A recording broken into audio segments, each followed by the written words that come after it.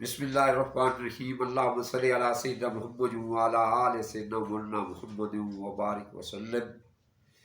معزز سامعین، عزیز نوجوان نسل، عزیز طلباء و طالبات، اللہ رب العالمین کے حروف مبارکہ کے تعلق سے اللہ کے اسم مبارکہ کے بعد جو اس سے منسلک دوسرا سب سے پیارا اور سب سے زیادہ محبت والا نام جو آتا ہے وہ رحمان کا آتا ہے۔ سبحان اللہ و بحمدہ سبحان اللہ العظیم وَإِلَٰهُكُمْ إِلَٰهٌ وَاحِدٌ لَا إِلَٰهَ إِلَّا هُوَ الرَّحْمَٰنُ الرَّحِيمُ۔ سامعین، یہ اس کا سب سے بڑا رحمان کی حیثیت سے ہم پر یہ احسان ہے کہ اس نے ہم جیسے گناہگاروں کے پیرڈ کو امت محمدیہ صلی اللہ علیہ وسلم بنا دیا۔ اور یہ حقیقت ہے، رحمان کا انسانیت کے اوپر یہ احسان عظیم ہے کہ اس نے انسانیت کو سمجھانے کے لیے انبیاء علیہ الصلاۃ والسلام کو مبعوث کیا اور امت محمدیہ کو سمجھانے کے لیے اپنا پیارا محبوب حضرت محمد مصطفیٰ صلی اللہ علیہ وسلم کو بھیجا۔ رحمان وہ وجود مبارکہ ہے جس کی رحمت سے ساری کائنات استفادہ کرتی ہے۔ رحمان وہ وجود مبارکہ ہے جو عمل کثیر پر، جو عمل قلیل پر، جو عمل قلیل پر اجر کثیر عطا کرتی ہے۔ آپ اندازہ لگائیں کہ رحمت کی وسعتوں کی بہار ایسی ہے کہ صرف کلمہ گو پر رحمتیں نہیں برس رہی ہوتی، ہر مخلوق پر، ہر انسان پر، ہر ذی روح پر اس کی رحمتیں برس رہی ہوتی ہیں۔ آپ کو یاد ہوگا سیدنا ابراہیم علیہ السلام کی عادت مبارکہ تھی کہ کھانا اکیلے نہیں کھاتے تھے، دسترخوان لگایا ہوا تھا، کوئی آ نہیں رہا تھا، گھر کے باہر کھڑے ہو گئے، ایک آدمی کو بلا کر لے آئے اور اسے کھانے کے لیے کہا۔ اسے پہلے کہا کہ ہاتھ دھو لو، اس نے کہا ہاتھ میں نہیں دھوتا۔ پھر اسے کہا بسم اللہ پڑھ لو، اس نے کہا میں تیرے اللہ کو نہیں مانتا، میں بسم اللہ کیوں پڑھوں؟ تو انبیاء کی غیرت پوری امت پر حاوی ہوتی ہے۔ خلیل اللہ کی غیرت آ گئی اور کہا کہ پھر چلے جاؤ یہاں سے۔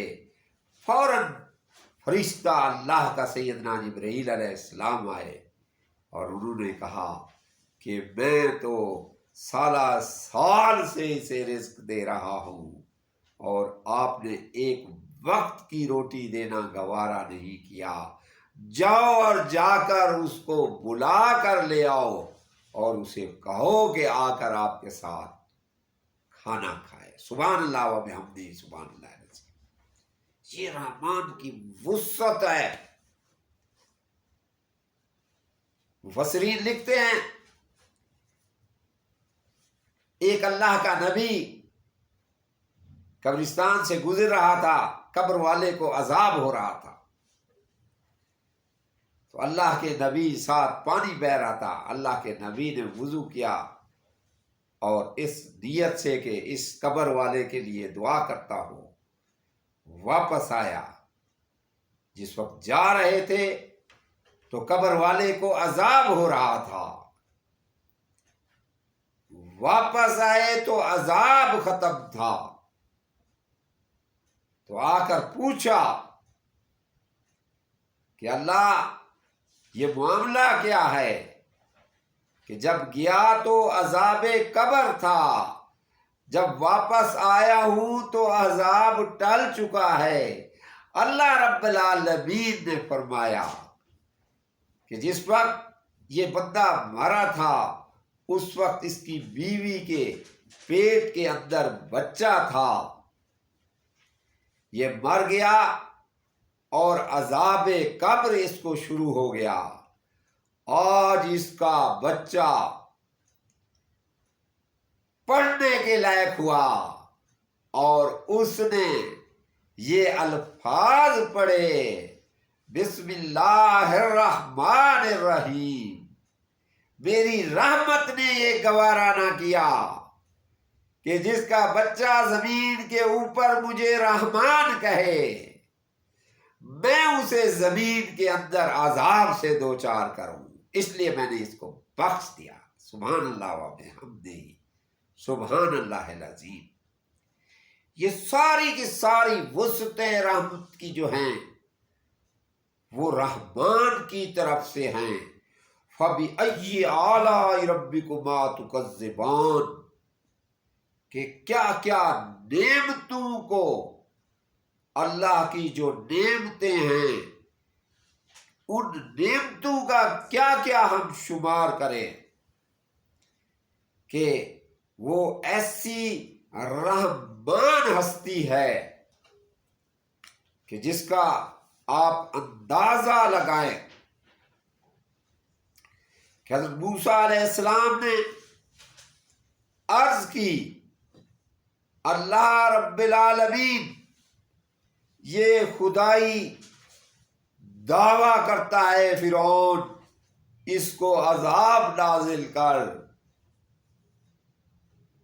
اللہ نے کہا جس تخت پر بیٹھ کر یہ خدائی دعویٰ کرتا ہے اس تخت کے اوپر میرا لفظ رحمان لکھا ہوا ہے، میری رحمت نہیں گوارا کرتی کہ یہ رحمان لفظ کے نیچے بیٹھا ہو اور میں اس پر عذاب نازل کر دوں۔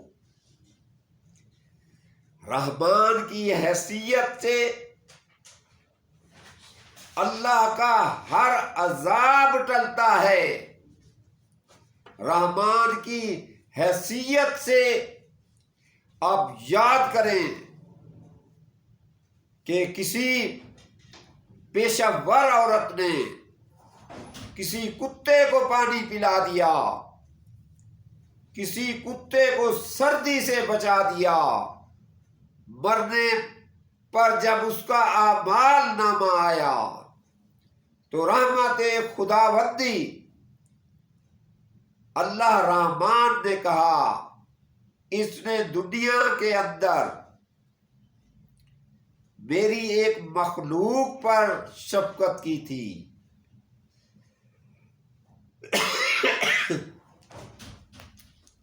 میری رحمانیت یہ گوارا نہیں کرتی کہ میں اس کو عذاب سے دوچار کروں۔ سبحان اللہ و بحمدہ سبحان اللہ العظیم۔ رحمان کی رحمتوں کی وسعتوں کا بیان جو ہے وہ محدود نہیں کیا جا سکتا. یہ صفت پورے عالم پر حاوی ہے. اسی صفت کی بنا پر ہماری بقا ہے. اسی صفت کی بنا پر ہم زندہ ہیں. اسی صفت کی بنا پر ہمیں رزق ملتا ہے. اسی صفت کی بنا پر ہم چلتے پھرتے ہیں. سبحان اللہ و بحمدہ، سبحان اللہ العظیم. اللہم صلی علی محمد وعلی آل محمد وبارک وسلم.